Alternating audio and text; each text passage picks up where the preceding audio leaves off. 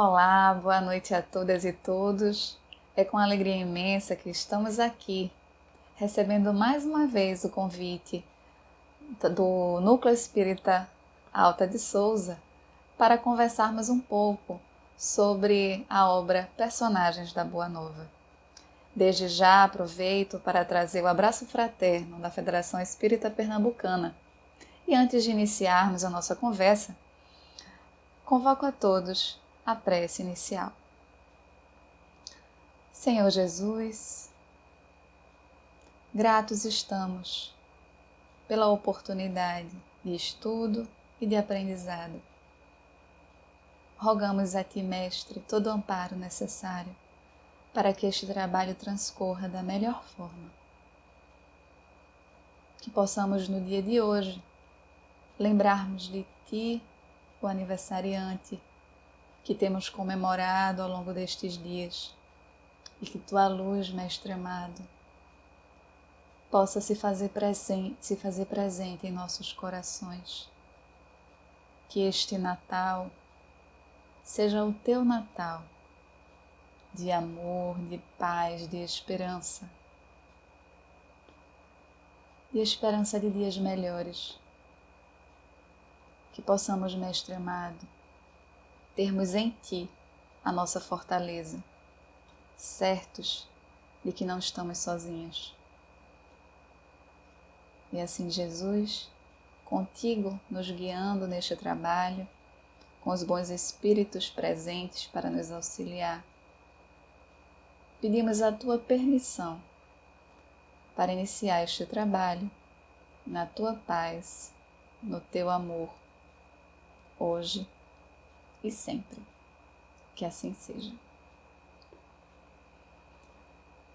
Bem, meus queridos, o tema da noite de hoje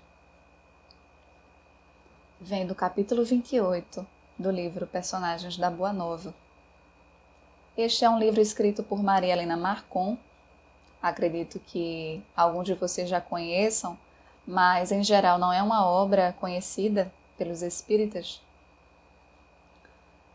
E o Alta de Souza, aproveito para parabenizar, tem feito um trabalho lindo de divulgação desta obra. É uma obra de 2010 que traz em seus capítulos, inicialmente 43 e agora 47, na versão 2017, que traz a história de personagens do cristianismo nascente, à época de Jesus. Então são histórias belíssimas, bastante elucidativas, esclarecedoras, sobre esses personagens que compuseram essa história linda trazida pelo Mestre. Pessoas que nos auxiliaram na percepção da luz de Jesus em nossos caminhos.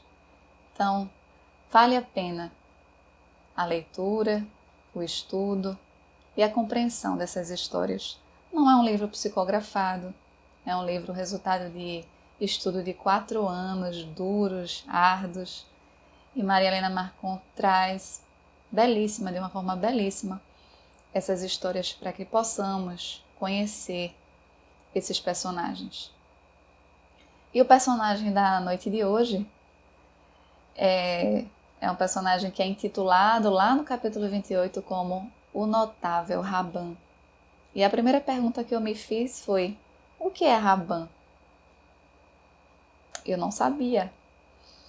Raban significa nosso mestre, que é uma forma de tratamento usada para um doutor da lei, os doutores da lei, mas não era uma forma comum, não era comum utilizar essa palavra para os doutores da lei.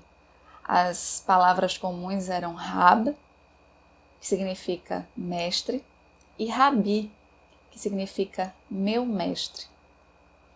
Muito bem, mas por que então utilizaram a palavra Raban para se referir a este personagem? E aí a gente vai pesquisar e entender o que isso significa. Raban era uma maneira de mostrar o quanto aquele personagem, aquele homem, era admirado e era tido como referência pelo povo judeu, especialmente pelos fariseus. Mas a gente, ao procurar a história daquele personagem, descobre que ele realmente era alguém bastante admirável. O notável Rabã é Gamaliel. Quem foi Gamaliel? Quem era Gamaliel? Gamaliel foi um doutor da lei, fariseu, portanto judeu. Acredito que alguns de vocês lembram que os judeus tinham divisões de acordo com a forma que praticavam o judaísmo. Então, os fariseus eram uma vertente mais liberal. Eles utilizavam a Torá oral e a Torá escrita.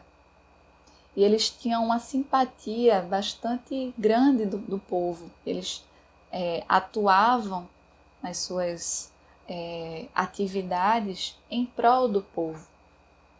Então, Gamaliel era um deles, era um fariseu. E assumiu o mais alto cargo do Sinédrio, que era o tribunal judaico, que a gente pode, fazendo analogia, dizer que seria o nosso Supremo Tribunal Federal. O tribunal judaico tinha como principal objetivo julgar as situações, problemas que surgiam com base na lei judaica, na Torá. Então, Gamaliel, um fariseu, doutor da lei, tinha esse papel. E ele era o Nazi, que era o presidente do Sinédrio, mais alto cargo do Sinédrio. Ele assumiu esse papel no 1º século depois de Cristo. E como é a história deste homem? Por que ele é um notável? Por que é um Rabã? Ele assim foi chamado pelas suas qualidades como ser humano, como um espírito, considerado uma pessoa de moral ilibada, pessoa que tinha o amor, a compaixão, a compreensão como sendo suas molas mestre. Ele era uma pessoa extremamente admirada por aquele povo. Então, ele, além de ser um rabi, um rab, ele era visto, e foi uma palavra criada com vistas a ele, como um rabã, nosso mestre, ou seja, alguém que era mestre de muitos, era uma referência para muitos. Gamaliel recebeu esse título, digamos assim, pela sua conduta. Para ser membro do Sinédrio, algumas características, alguns pré-requisitos eram necessários. Era necessário que a pessoa tivesse uma moral impecável, conhecesse muito bem a Torá, a lei mosaica, fosse um profundo conhecedor das leis, tanto a lei escrita quanto a lei oral, essa lei trazida pela Torá. Devia ser alguém que conhecesse diversas religiões ou seitas. Também precisava conhecer vários idiomas, porque os idiomas, durante os julgamentos no Sinédrio não havia tradução. Era necessário ser conhecedor do idioma que ali falava, e mesmo que que os julgamentos que lá acontecessem fossem julgamentos devido à conduta dos judeus, ou seja, eram judeus julgados lá, era necessário que se conhecessem vários idiomas, porque o povo judeu era um povo espalhado por vários continentes e naturalmente falava-se vários idiomas. Então, era uma orientação, era um pré-requisito importante o conhecimento de diferentes línguas. Além disso, para ser membro do Sinédrio, era necessário ser homem, ser fértil deveria ter filhos e não poderia ser jovem, menos de 18 anos, e a recomendação era que para assumir o sinédrio tivesse no mínimo 40 anos. Porém, era comum que para assumir o sinédrio as pessoas fossem mais, os homens fossem mais maduros. Eram muito mais bem vistos aqueles que tinham acima de 50 anos. Então, curiosidade, não faz parte da questão moral, mas uma curiosidade acerca dos membros do Sinédrio, além dessa questão de que eles precisavam ter filhos e mostrar que eram férteis, né, por isso que precisavam ter filhos, constituir família, inclusive, eles não poderiam ter deficiência física alguma. Então, só uma curiosidade. Então, Gamaliel, primeiro, chamado o Ancião, ele assume como Nazi, presidente do Sinédrio, no primeiro século depois de Cristo, como consequência também de ser filho de Hilel, ou neto de Hilel, filho de Simão, que assumiu por um período curto o posto no Sinédrio. Hilel também foi nazi, mas inclusive foi considerado um homem extremamente importante naquela época, porque criou uma das escolas judaicas mais relevantes para o ensinamento da Torá, que foi a escola de Hilel, que era uma vertente mais moderada, digamos assim, para a interpretação da lei mosaica. E, em contrapartida, a época de Hilel tinha a escola de Shammai, se eu não me engano, que era uma vertente mais rigorosa, digamos assim. Mas Gamaliel, assume uma postura semelhante ao seu avô Hilel. Como fariseu, adotava uma postura mais branda, mais compreensiva, tendendo a compreender a lei pela vivência do povo. E não, portanto, utilizava como referência não só a lei judaica, a Torá escrita, mas também a Torá oral, entendida pelos fariseus como sendo também a lei trazida por Moisés. Então, Gamaliel diante das várias características da sua personalidade, nomeado Rabã, nosso mestre, na Mishnah, que é um livro sagrado, uma das principais obras do judaísmo rabínico, fala-se o seguinte: desde que morreu o Rabban Gamaliel, o ancião, não houve mais reverência pela lei, e a pureza e a abstinência morreram ao mesmo tempo. Então, é uma alusão, né, a uma homenagem que é feita a Gamaliel, deixando claro o quanto ele era importante para aquele povo. Então, com a partida dele, com o desencarne dele, percebeu-se que havia uma perda imensurável para aquele povo. E por quê? Por que o Gamaliel era visto como alguém notável? Além dessas características inerentes a quem fazia parte do Sinédrio, ele também representava, como o grande Léo, essa tendência liberal.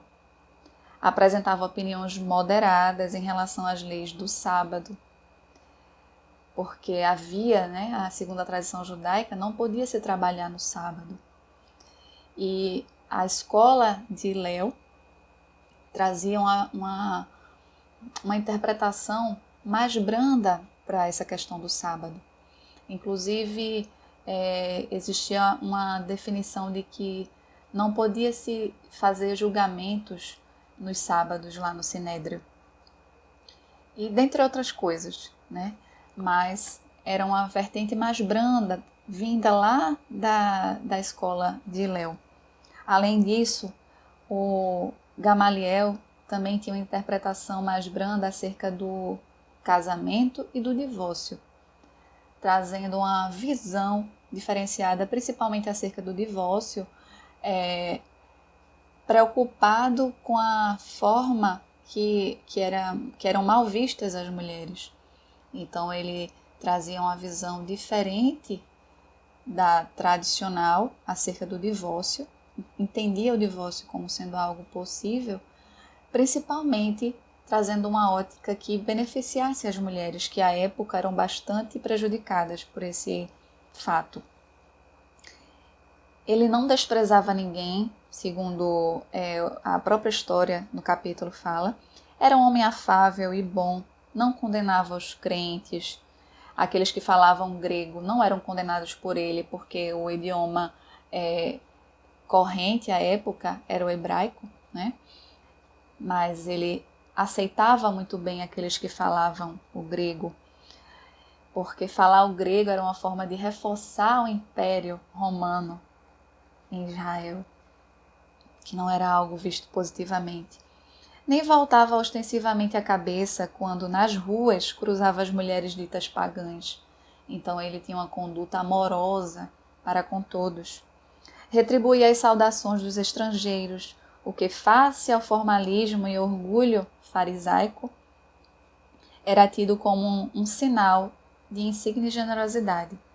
Então ele tinha esse comportamento amoroso para com todos. Ele tratava realmente a todos como irmãos. E é interessante porque, embora essa característica da amorosidade fosse algo também preconizado para que você ingressasse no Sinédrio, eles também analisavam aqueles que iam entrar no Sinédrio, eram analisados acerca da sua conduta e inclusive acerca do seu desapego material. E Gamaliel era naturalmente um homem desapegado, naturalmente um homem que tinha uma conduta amorosa. E ele, a sua trajetória só fez reforçar isso.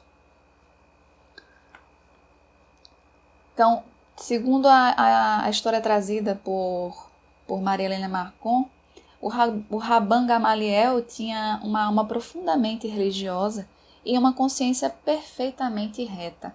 Assim ele era visto. Por isto também era tão admirado pelo povo. Mas como era a sua conduta junto aos apóstolos do Cristo? É importante que lembremos que o Sinédrio representava a lei judaica, que trazia também o Império Romano como sendo seu aliado, digamos assim, né? Porque era o Império Romano que estava em vigor naquela época. Então, os saduceus, embora os saduceus fossem a vertente que estava mais ligada à política romana, né, ao Império Romano, eram sacerdotes, pessoas de posses, pessoas cultas, mas eram membros do Sinédrio. E os fariseus, por sua vez, eram pessoas que não faziam parte desse grupo, né, de pessoas de posse, que eram sacerdotes, mas eram pessoas que estavam de alguma forma ligadas ao Império Romano. Então, como era a conduta de Gamaliel? O nazi, ou seja, o presidente que estava no mais alto posto do Sinédrio, em relação aos apóstolos de Jesus, que estavam sendo perseguidos pelos judeus. Então, como era a conduta dele? Será que ele também perseguia? Será que ele era amoroso?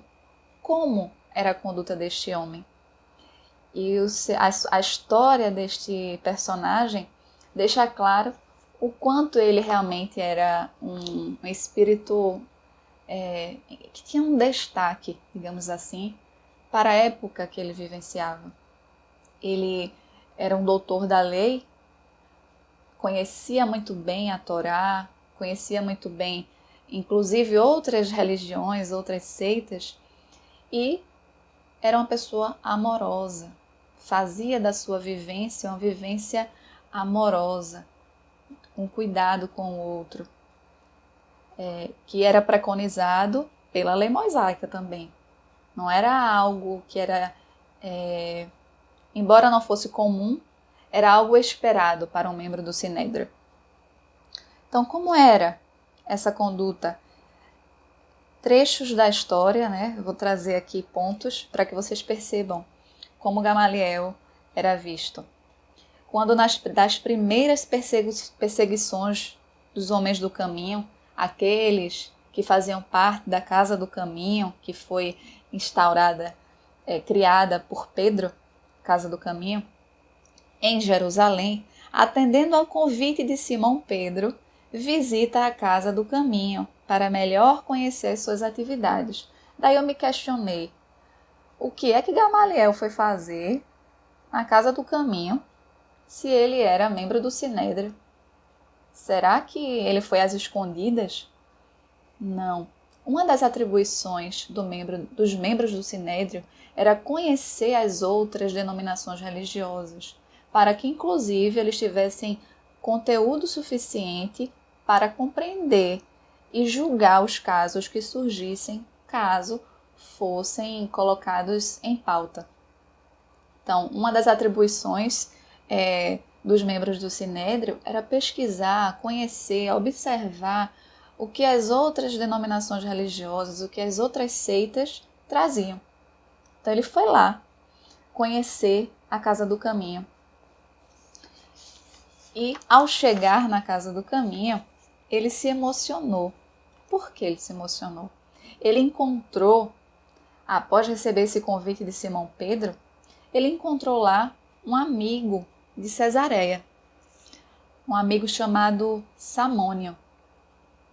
Esse amigo estava muito debilitado, muito doente, e eles haviam se conhecido numa época de abundância, em que eles estavam na opulência, né, estavam vivenciando o auge, digamos assim, das suas condições terrenas, de posses, de saúde, de vigor.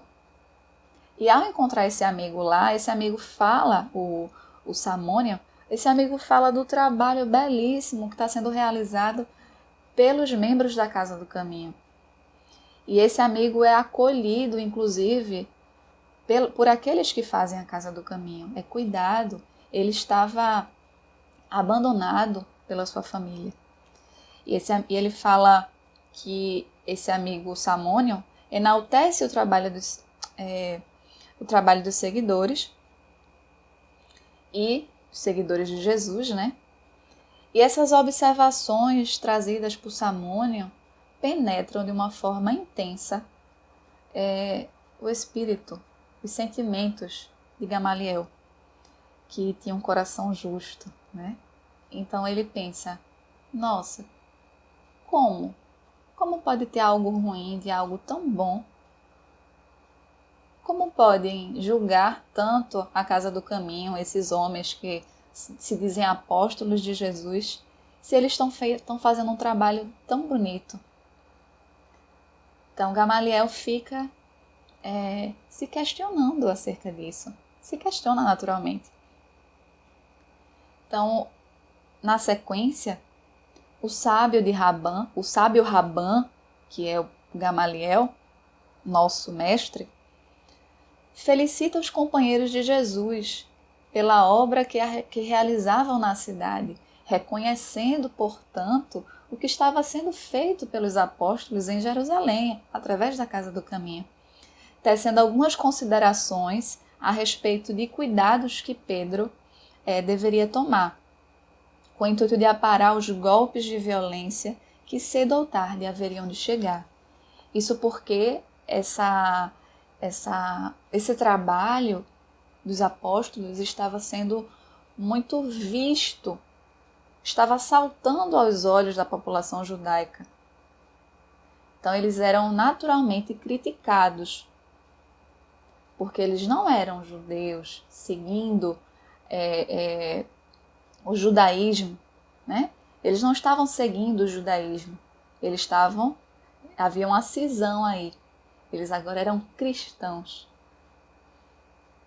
E Gamaliel alerta, percebam a conduta deste homem. Ele era o membro estava no topo da hierarquia do Sinédrio, era alguém que estava bem visto pela população dos judeus, né?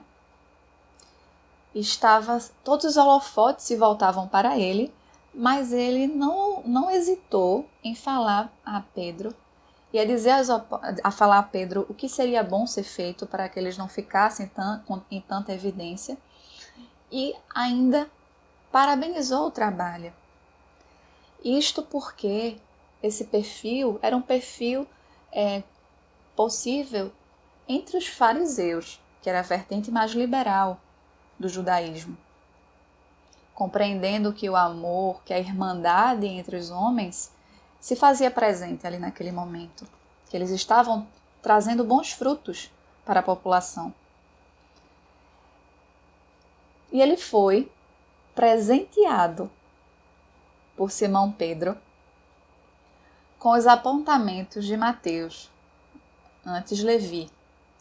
Levi escreveu o Evangelho de Mateus e Simão Pedro entregou a Gamaliel esses apontamentos, o Evangelho de Mateus. E Gamaliel se pôs-se a ler de forma imediata. Ele já estava admirando aquele trabalho e ele não resistiu à leitura e começou a ler aquelas palavras colocadas ali por Mateus. Na sequência, é trazido um relato, que foi um relato bastante conhecido na história, inclusive há bastante muitos estudos falando sobre esse momento histórico, que é chamado como o Conselho de Gamaliel, ou o Grande Conselho de Gamaliel. Houve um momento em que os apóstolos foram presos. Era comum que isso acontecesse porque eles pregavam o Evangelho de Jesus em qualquer lugar, dizendo que preferiam estar do lado de Deus, pregando os ensinamentos de Jesus, o Mestre, o Messias, a ficarem em silêncio e não propagarem aqueles ensinamentos. Então eles realmente, os apóstolos, eles infringiam essa orientação trazida pelo Sinédrio, inclusive, de não fazer a divulgação do Evangelho, e por isso eram presos. E houve um momento que foram presos, posteriormente foram soltos, e aí fala-se que foram soltos por um anjo, mas eles voltaram a pregar no Sinédrio o Evangelho de Jesus. E os membros do Sinédrio se revoltam fervorosamente contra eles. Como podem, depois de terem sido presos, serem soltos e voltarem a pregar, falar desse Jesus, falando que é um Messias? Há tantos dizendo que são Messias. E havia uma raiva, uma revolta que imperava no Sinédrio em relação aos apóstolos, principalmente porque aquele Messias não era o único que estava sendo divulgado. Antes disso, outros surgiram. Mas ali estava o surgimento do Messias que Gamaliel intimamente entendia como sendo aquele Messias, o Messias. Então Gamaliel intercede pelos apóstolos Pedro, João e Filipe. Intercede pedindo para que eles sejam soltos. Fala com Paulo, inclusive, à época Saulo, e faz uma defesa junto ao Sinédrio para que aqueles de alguma forma sejam tocados em relação à soltura daqueles homens. E o que é que ele fala? Está lá em Atos capítulo 5, versículos 38 a 39. Fala o seguinte: agora ele foi a única voz do Sinédrio que se levantou para defender, de alguma forma, os apóstolos, dizendo o seguinte: agora vos digo, dai de mão a estes homens, deixai-os, porque se este conselho ou esta obra vem de homens, perecerá. Mas, se é de Deus, não podereis destruí-los, para que não sejais, porventura, achados lutando contra Deus. E todos concordaram com ele, o que na sequência fez com que os apóstolos fossem soltos. Então, essa intervenção de Gamaliel resultou na soltura dos apóstolos, Pedro, João e Felipe. Ele não obteve sucesso com Estevão. Estevão continuou preso e veio a ser apedrejado, morto, mas obteve sucesso com estes apóstolos. E essa solicitação de soltura, que foi, na verdade, tocando a consciência dos membros do Sinédrio, porque não foi um pedido, foi um momento de reflexão. Ora, se isso for fruto da obra humana meramente, eles irão se dispersar e não vai dar em nada. Mas se for obra de Deus, realmente, vocês estão comprando briga com Deus. Então pensem bem. Pensem bem. E ele falava isso justamente porque outros messias já haviam sido presos e mortos anteriormente. Outros peregrinos e grupos, turbas que acompanhavam os falsos messias também já tinham sido presos e mortos. E não deu em nada. E se dissiparam. Aqueles que não foram pegos se dissiparam. E ele alerta: vocês querem que aconteça isso novamente? Para que prender? Para que matar? Se não for obra de Deus, eles vão se dissipar. E foi através desse pedido, desse discurso, dessa defesa, que eles foram libertos, os apóstolos Pedro, João e Felipe.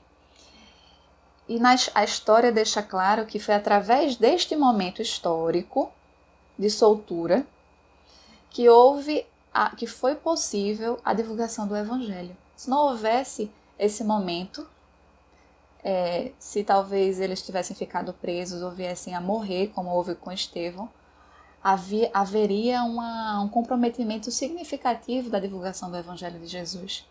Então vejam que atitude foi executada por Gamaliel, talvez sem perceber o quanto aquilo era relevante, o quanto aquilo era importante. Então por isso que é um momento tão estudado, né, o grande conselho de Gamaliel. E como é que foi Gamaliel como mestre de Saulo? Porque Gamaliel é bastante conhecido por ter sido mestre de Saulo, por ter sido quem guiou Saulo, orientou Saulo. Saulo foi seu discípulo. Ele, ainda criança, foi solicitado, Gamaliel solicitou a Isaac, o pai de Saulo, que o levasse para Jerusalém para que ele pudesse receber as orientações, os estudos acerca da Torá, tornando-se um doutor da lei, porque mais adiante Gamaliel tinha interesse de aposentar-se e colocar Saulo em seu posto.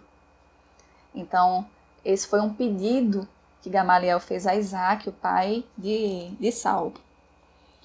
E houve um momento acerca dessa relação de Saulo com Gamaliel, em que ele disse a Saulo, ao se desencadear a fúria do discípulo, né, de Saulo em relação ao que estava sendo feito pelos apóstolos de Jesus, pelos seguidores de Jesus, Gamaliel disse a Saulo: pressinto grandes transformações em toda parte.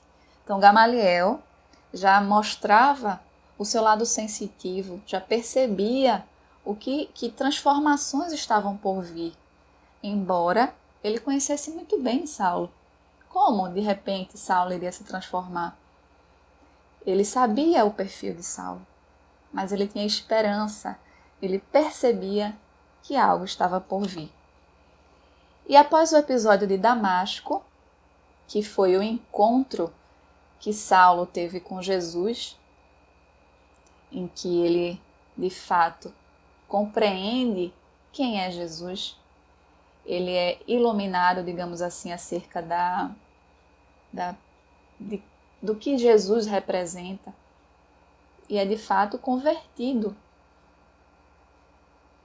Deixa o velho homem e transforma-se num novo homem. Algo instantâneo? Gamaliel deixa claro que não. Ele vai orientar Saulo acerca dos próximos passos.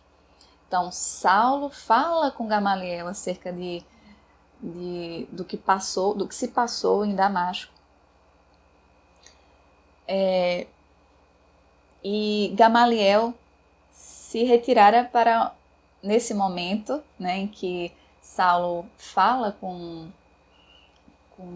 Gamaliel, Gamaliel decide se retirar para um oásis, para poder, na propriedade do seu irmão Ezequias, passar um período de meditação, né, de estudo acerca do Evangelho de Mateus, porque ele já percebia a riqueza daquilo que estava no Evangelho de Mateus, escrito por Levi, né, que é o próprio Mateus. Então, Saulo conta o que aconteceu, mas já conta isso com a outra disposição. O que isso quer dizer? Fala para Gamaliel do encontro com Jesus, entendendo o quanto Jesus é alguém importante para aquela população, do quanto Jesus foi capaz de transformá-lo. Então, aquela raiva, aquele ódio percebido em Saulo antes do encontro em Damasco, já não é mais percebido neste momento em que ele conversa com Gamaliel.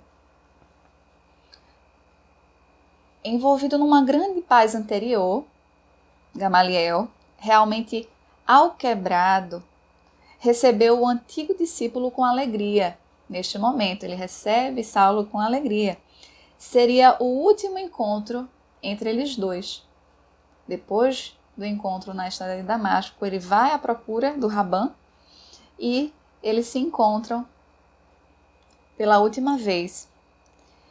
E o Gamaliel, já bem velho, debilitado, com as mãos trêmulas, bastante cansado, tem as mãos beijadas por Paulo de Tarso, que deixou de ser Saulo e passa a ser Paulo, com lágrimas de emoção nos olhos vivos e serenos. O velho mestre ouve a narrativa de Saulo sobre os acontecimentos de Damasco. Então ele vê com alegria tudo aquilo que Saulo conta a ele. Lúcido, Gamaliel orienta os passos iniciais de Saulo nos novos caminhos. E aí está a orientação que eu comentei com vocês, que não é apenas uma transformação instantânea, porque é comum que nós pensemos na transformação de Saulo como sendo algo mágico. Claro que houve um quê de milagre, né? Ele foi, na verdade, e aí milagre a gente entende como sendo, na verdade, algo que a gente não consegue explicar. Mas houve um despertar. O encontro na estrada de Damasco foi um despertar que Saulo teve através do encontro com Jesus. E neste momento em que Saulo conversa com Gamaliel, ele o orienta e cria um caminho para que Saulo, a partir dali, consiga fazer a sua trajetória para construir um caminho junto ao Evangelho de Jesus. E diz o seguinte: antes dele retornar para Jerusalém ou a Tarso, cabia-lhe consolidar seus propósitos na meditação e no silêncio, enquanto as suas mãos trabalhassem no tear. Gamaliel deixa claro para Saulo que é importante um trabalho manual e um trabalho meditativo, distante de tudo aquilo que ele estava vivenciando. Esse processo de transformação dele não poderia ser ali, naquele lugar. Então ele diz a Paulo que ele precisa ir para um outro lugar. E que lugar é esse? Ele interviu junto ao seu irmão Ezequiel, pedindo um lugar lá no oásis de Dan, ou no deserto de Dan, para que Saulo pudesse trabalhar no tear. E Saulo consegue, né, esse posto e vai trabalhar junto aos antigos cristãos perseguidos por ele, Áquila e Prisca. Eles passam 3 anos naquela rotina do tear, da meditação, do estudo dos evangelhos de Mateus, porque antes do desencarne de Gamaliel, percebendo que Gamaliel estava debilitado, Gamaliel percebe isso e decide entregar as cópias que ele tinha feito do Evangelho de Mateus para Saulo. Além de ser uma forma dele continuar a propagação do Evangelho, também seria uma forma de Pedro, ao encontrar Saulo, saber da origem fidedigna deste homem, que ele era um homem de confiança, da confiança de Gamaliel, uma vez que Pedro havia entregue o Evangelho de Mateus a Gamaliel para que ele pudesse fazer a leitura, os estudos, o aprofundamento do Evangelho. Então Gamaliel entrega a Saulo essas cópias e manda Saulo para Dan, para o deserto de Dan, trabalhar no CA, viver ao longo de um período uma vida de meditação, de estudo, de introspecção, um período de autoconhecimento. E junto a esse casal, Áquila e Prisca, Saulo labuta, Saulo aprimora as suas qualidades como espírito, compreendendo a simplicidade, a rotina de amor, de abnegação, de doação, e reconhecendo, inclusive, todo o mal que ele fez para com os cristãos que ele perseguiu. E há um momento em que Saulo, depois que passa, já cria intimidade, digamos assim, com Áquila e Prisca, ele reconhece, dizendo-se o antigo perseguidor dos cristãos, o Saulo perseguidor. E Áquila e Prisca, de forma instantânea, fizeram aquilo que haviam aprendido com Simão Pedro lá na Casa do Caminho. Perdoaram. Eles não tinham raiva alguma. E olhe que eles passaram por bons bocados. Por maus bocados, na verdade. Eles tinham sido açoitados. E viviam corridos até aquela época. Estavam refugiados na casa de Ezequiel justamente porque eram cristãos. Estavam escondidos.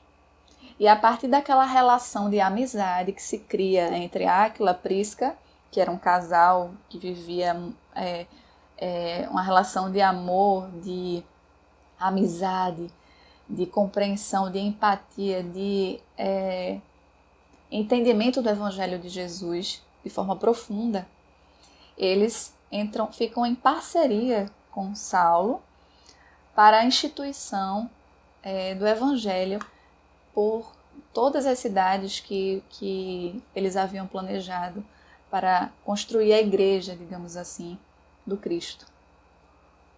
Então eles fazem essa parceria. Então percebam só o que Gamaliel fez. Gamaliel não colocou Saulo em Dan de forma despropositada.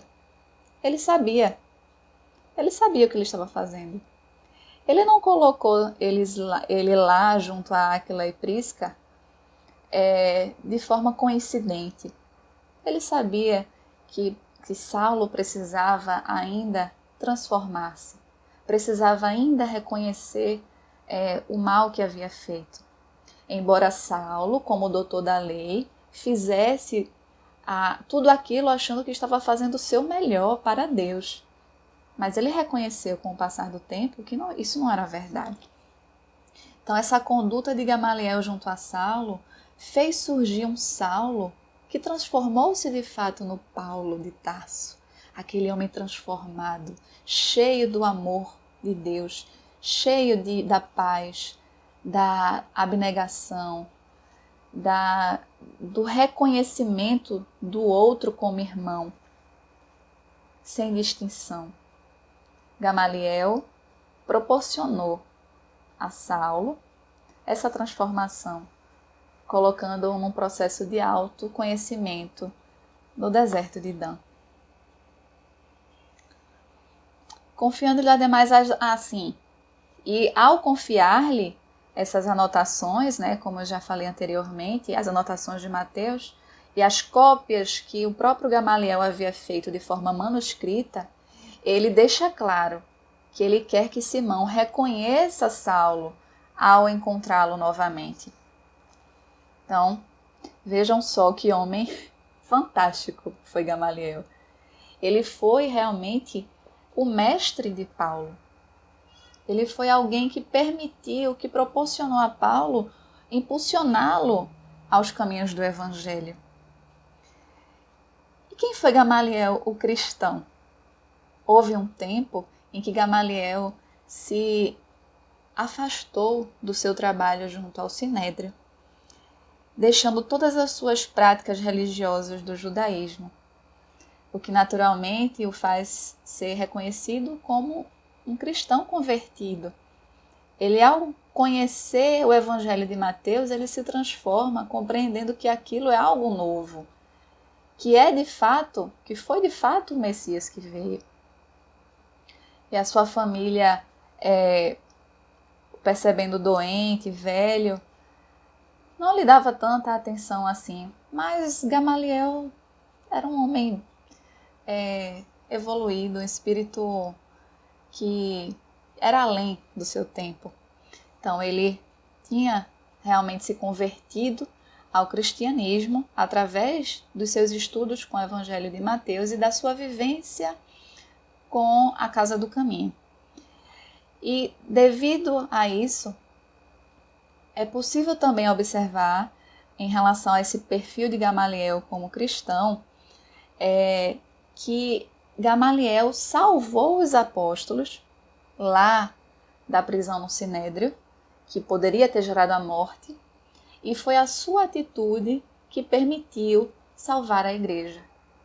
Ele permitiu que o trabalho de Saulo mais à frente fosse feito, porque também a gente não sabe o que aconteceria se Saulo não tivesse encontrado o caminho correto. Quem viria no lugar?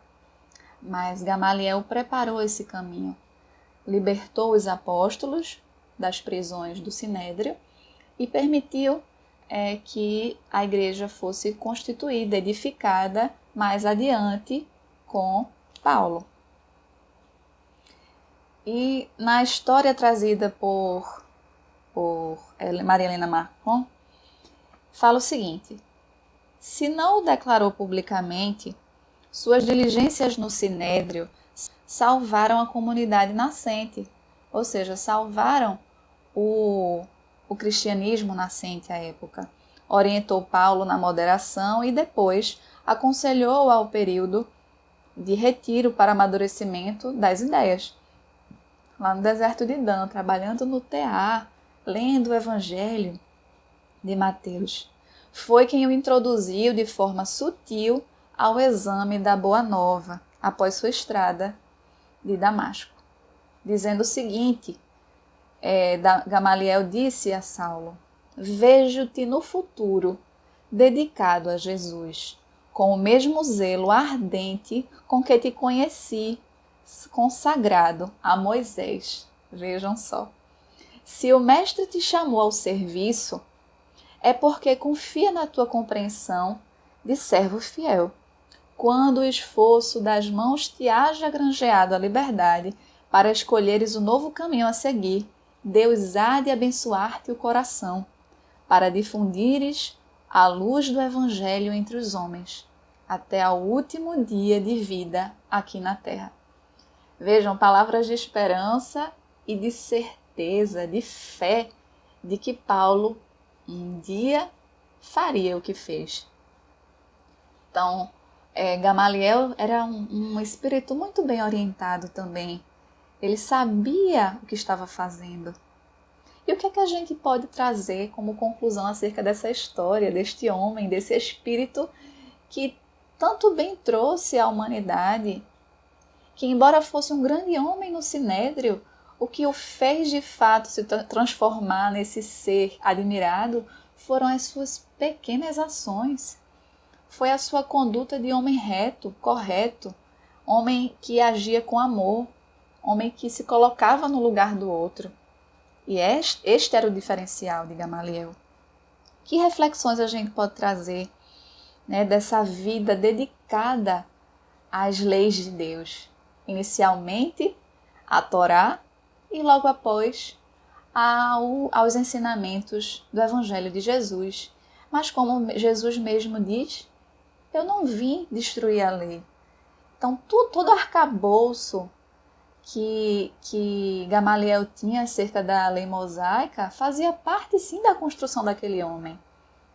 Ele não se tornou um novo homem porque passou a ser cristão, ele já era uma pessoa transformada.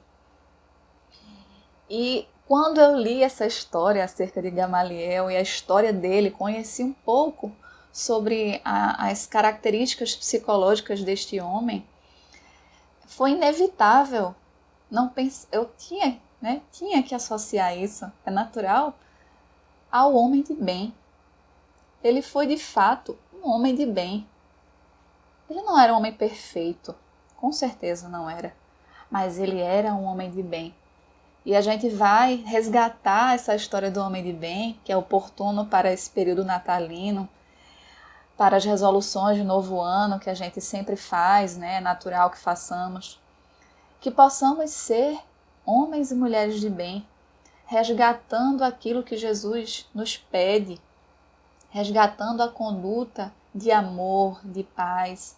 E o que é que o Evangelho segundo o Espiritismo nos diz lá no capítulo 17, item 3, acerca de um homem de bem? Vamos ver. Eu não vou trazer tudo, né? Porque realmente, quando a gente fala desse item, a gente percebe que são muitas as qualidades do homem de bem, mas que o próprio texto diz que ali não estão listadas todas elas. Mas quais foram as qualidades que eu pude destacar, que podemos perceber como sendo qualidades percebidas, observadas no Gamaliel, o ancião? O verdadeiro homem de bem é o que cumpre a lei de justiça, de amor e de caridade na sua maior pureza, e se interroga a consciência sobre seus próprios atos. Perguntará a si mesmo se não violou essa lei, se não praticou o mal, se fez todo o bem que podia, se desprezou voluntariamente alguma ocasião de ser útil. E aí, Gamaliel desprezou? Não, né? Quando ele interviu pelos apóstolos, ele se colocou numa condição de ser útil àqueles homens. Não se esquivou. Se ninguém tem qualquer queixa dele, sobre Gamaliel até hoje, a gente não vê nenhum relato de queixa. Enfim, se fez a outrem tudo o que gostaria que lhe fizessem. E assim fez Gamaliel, tratando os estrangeiros, tratando aqueles que eram membros e não necessariamente pensavam como ele, eram judeus e tinham pensamentos distintos. Ele respeitava a conduta de todos. O que mais tem um homem de bem? Tem fé em Deus, em sua bondade, na sua justiça e em sua sabedoria. Em momento algum, Gamaliel duvidou da bondade de Deus. Ainda mais, o que é que o homem de bem tem? Tem fé no futuro, razão pela qual coloca os bens espirituais acima dos bens temporais. Era uma condição dos membros do Sinédrio preterirem as coisas materiais, sim, mas esta era uma característica de Gamaliel. Ele era desapegado. O que mais? O homem de bem sabe que todas as vicissitudes da vida Todas as dores, todas as decepções são provas ou expiações e as aceita sem murmurar. Ele passou por muitos momentos difíceis, principalmente como líder maior no Sinédrio. Imaginem só. Imagine o momento da conversão, o momento de deixar tudo e seguir o Cristo. Além disso, o homem de bem é bom, humano e benevolente para com todos, sem distinção de raças nem de crenças, porque em todos os homens vê irmãos seus. Assim fez Gamaliel. Respeita nos outros todas as convicções sinceras e não lança anátema aos que não pensam como ele. Exato, inclusive, o seu discípulo, Saulo, tinha pensamentos bastante divergentes dos dele, né?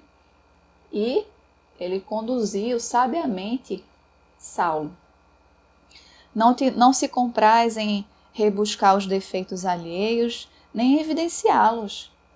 Ele poderia ter listado os defeitos daqueles que não concordavam com ele, os defeitos de Saulo, por exemplo, mas não o fez.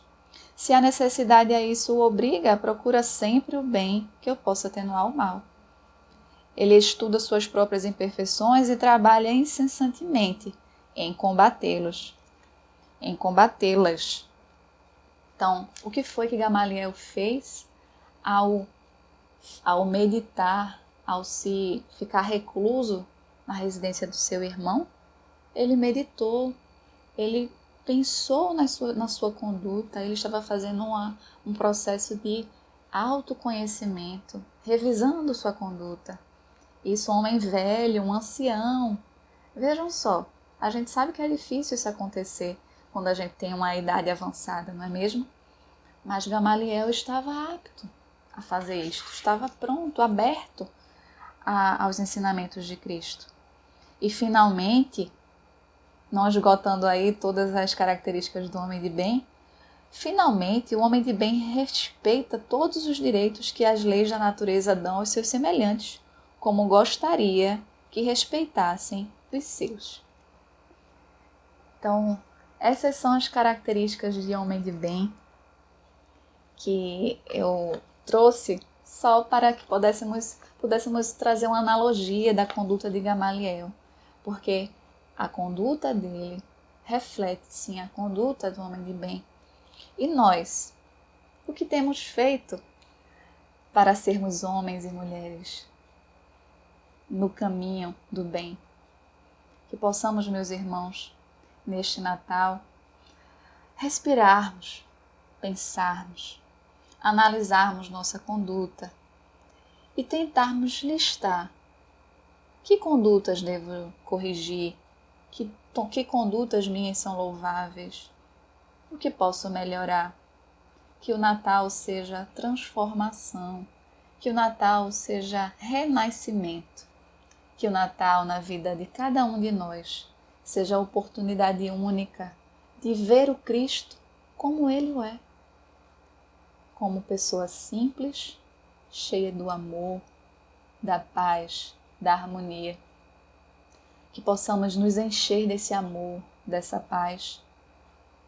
E em tempos de pandemia, em tempos de isolamento social, que possamos encontrar personagens nos quais nos espelhemos, seja Gamaliel, seja Saulo, seja Pedro, seja Maria, quem for, que possamos ter esses personagens como referência, porque eram homens e mulheres que têm se transformado até hoje.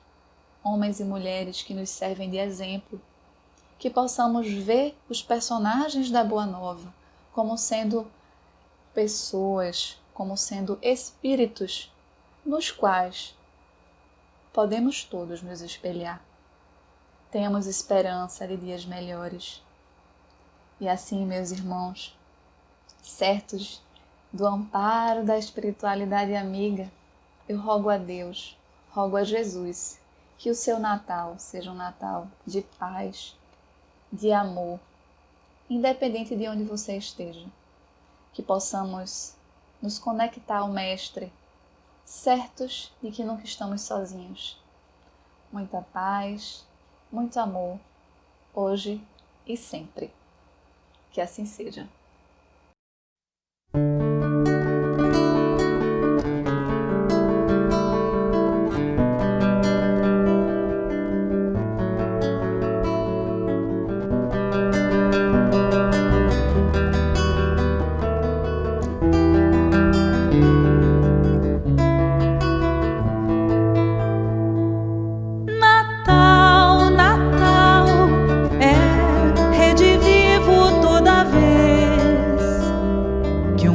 É construído, esperado, assumido, não importa o dia, o mês. Natal, Natal, é redivivo quando alguém no corpo é renascido, nova chance, nova vida. Desde o corte do cordão, a estrela de Belém brilha em cada coração, na certeza do além, o fanal da evolução. Toda a vida é divina luz, todo dia é dia de Natal. Glória a Deus na terra e no céu, que renasce a vida. Ser bem-vindo à casa do Senhor.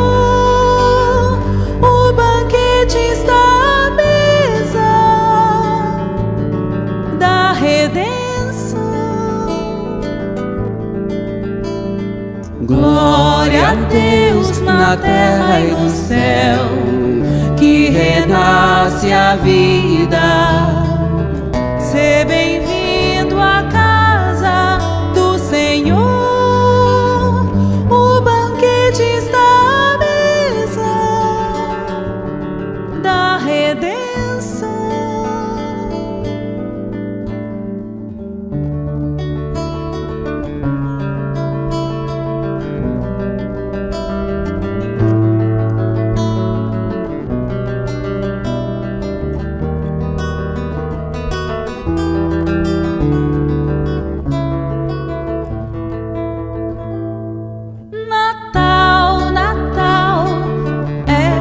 Redivivo quando alguém no corpo é renascido, esperado, assumido, não importa o dia, o mês.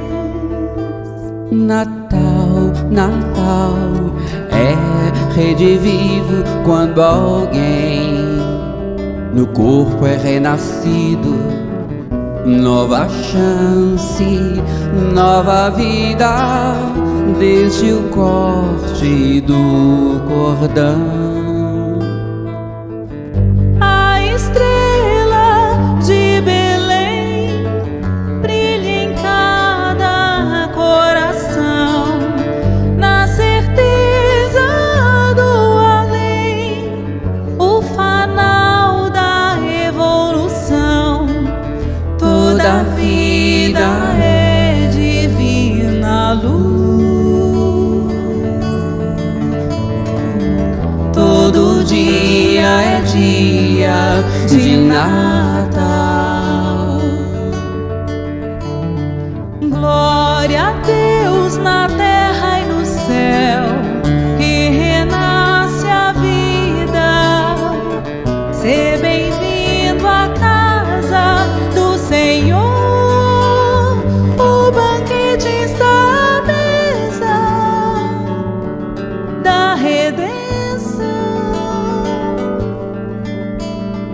Glória a Deus na terra e no céu, que renasce a vida. ser bem-vindo a casa.